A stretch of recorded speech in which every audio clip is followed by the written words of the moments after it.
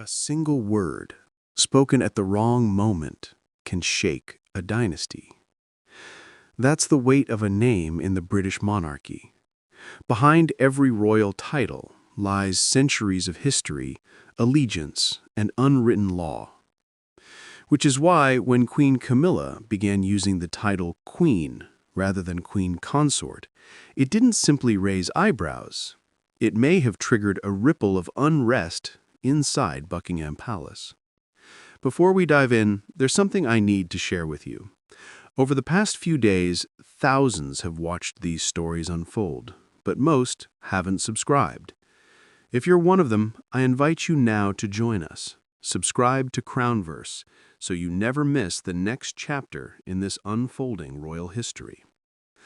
A royal banquet. Silver cutlery glinting under chandeliers older than the empire itself.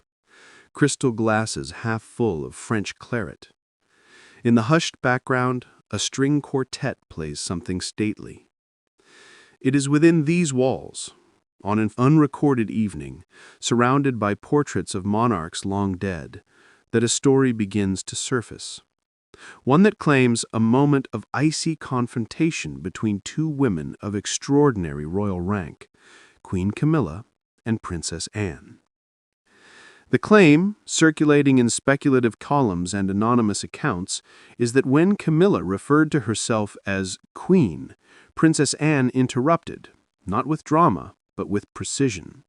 Queen Consort, she allegedly said, in a tone so controlled it chilled the air. The room, the story goes, fell into silence.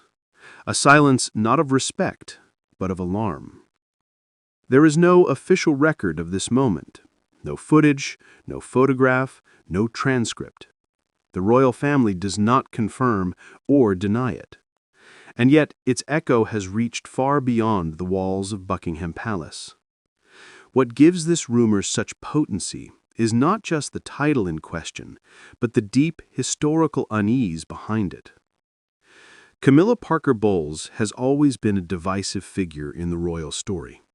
Once branded the other woman, her relationship with Charles III spanned decades in secrecy before becoming official in the public eye. Even after their 2005 wedding, there was hesitation. When Charles became king, Camilla was expected to carry the title Queen Consort, a term used to denote the wife of a reigning monarch who does not herself hold sovereign power. It was Queen Elizabeth II who, in a landmark message during her Platinum Jubilee in 2022, made an unusual request. It is my sincere wish that Camilla will be known as Queen Consort. It was both a blessing and a boundary. And yet, with Charles's coronation in 2023, the official title, presented by the palace, evolved. Queen Camilla, the programs read, not Queen Consort. The distinction, for many, is subtle. But for those who understand the monarchy's rigid structure, it is profound. This change, though seemingly semantic, stirred debate.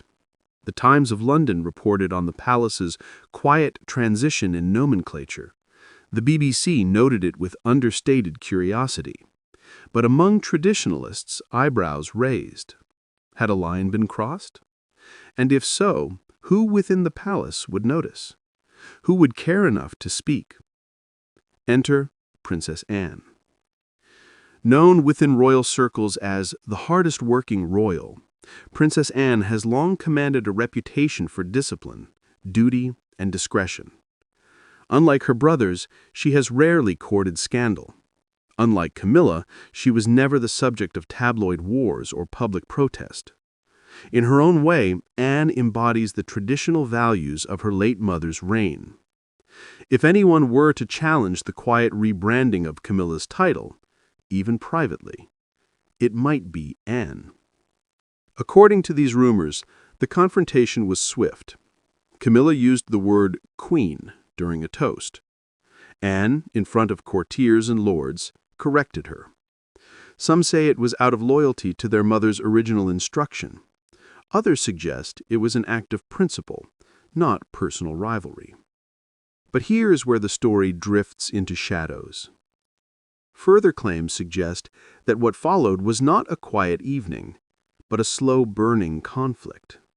That Camilla, now fully ensconced in royal authority, responded not with anger, but with influence. Sources, unverified and unattributed, whisper of Camilla maneuvering to limit Anne's public roles, of military appointments quietly reassigned, of appearances scaled back. And then, most curiously, a supposed discovery, a letter, a document. Some claim it was a sealed decree, a private agreement between Queen Elizabeth II and Charles III, never meant to be public. In it, according to these sources, the Queen reaffirms her wish. Camilla must remain Queen Consort, never Queen alone. The existence of such a document has never been confirmed. Buckingham Palace remains silent. No journalist, historian, or insider has produced evidence of it. And yet the tale persists, because it speaks not just to royal titles, but to royal legacy. At the center of this unverified account is a symbolic battle between two women, one by marriage, one by blood. One who entered the monarchy through love, and another born into its every obligation. What elevates this tale from idle gossip is its resonance with history. The British monarchy has long been shaped by the struggle over titles. Edward VIII, who abdicated in 1936, was denied the right for his wife to be called Her Majesty. Queen Victoria refused to let her eldest daughter be styled as Queen of Prussia, despite marrying into the German royal family. Even Queen Elizabeth II herself redefined the monarchy by insisting that Prince Philip not be titled king. Names matter, because names are power, and within the House of Windsor, every shift in name signals a deeper change in structure, influence, and hierarchy. Princess Anne has never expressed public concern about Camilla's title, nor has Camilla commented on any alleged conflict. But within the palace, protocols are not always enforced by decree. They are protected by custom, by memory, by quiet disapproval. Anne is said to revere her mother's legacy with unwavering loyalty. Her decision, for instance, to wear her naval uniform to the Queen's funeral procession was a nod to tradition, yes, but also to authority. Her refusal to compete with the younger royals for media attention is not a lack of ambition, it is restraint. If this confrontation did occur, if even a whisper of it is true, it speaks to a fundamental question. Who has the final say over royal identity in the post-Elizabeth era? Some have interpreted the rise of Camilla to queen without qualification as a signal of modernization. Others see it as a quiet rewriting of the queen's final wishes. And that may be what lies at the heart of the rumored conflict. A dynasty is not simply a family. It is a narrative. A line of succession is also a line of meaning. And when that meaning is blurred, when the words themselves shift in tone and rank, those who remember the old order are left to wonder what exactly has changed. The idea that Anne would confront Camilla in public feels theatrical, perhaps too theatrical. But the emotional truth beneath the story is harder to dismiss. In a family where nothing is ever said plainly, a correction, delivered in a single word, might echo louder than any outburst. No one has been stripped of honors, no military titles have been revoked.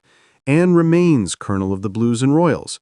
She continues her work across hundreds of charities with no visible reduction in rank or role. There is no official war within the royal household. And yet, there is a chill, a lingering unease, a sense that something unspoken is being negotiated behind palace doors. The late Queen's portrait still hangs in the blue drawing room. Her eyes, stern and steady, gaze down upon visitors with the quiet force of a reign that lasted 70 years. And beside her now sits a new queen, not in title alone, but in name. The question that haunts the story isn't whether Camilla deserves that title. It's whether it was ever truly hers to take. Did Charles make a quiet decision that overruled his mother's wish? Was there a conversation, a moment of hesitation where duty collided with affection? And if so, who stood up for the old ways? Princess Anne may never speak of it. That, too, is her way. But in the silence left behind, the story grows louder. A word was said, or not. A glance was exchanged, or imagined. But within those empty spaces, the monarchy is still writing itself. And now, so are we. What do you think? Did the queen consort quietly become queen in defiance of a royal pact? Or is this merely the latest echo of a family forever caught between duty, tradition, and change? Let us know in the comments. And if you haven't already, subscribe to Crownverse, because the next story is already unfolding.